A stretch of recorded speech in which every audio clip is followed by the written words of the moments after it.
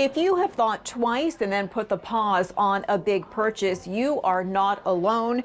The summer of sticker shock continues. A new poll from Angus Reid finds 3/4 of Canadians say now is not the time to make a major purchase. Things like a home, a car, or that big vacation.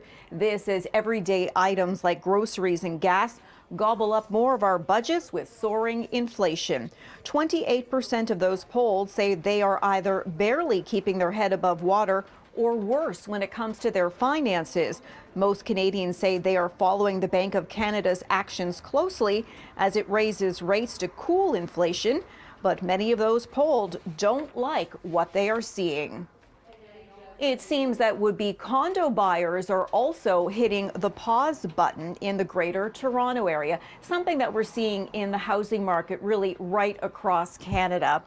And we have, of course, those rising interest rates, and people, they're thinking twice before buying. The Toronto Regional Real Estate Board says sales in the second quarter this year were down 35.2% compared with the same period last year. It says new listings were flat, while active listings were up.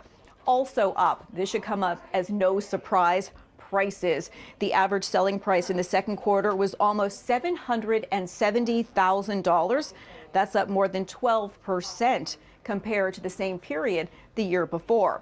Treb says the year-over-year price growth was stronger in the suburban areas just outside of Toronto.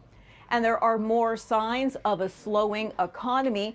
This as we get that falling feeling with some new numbers that were released today.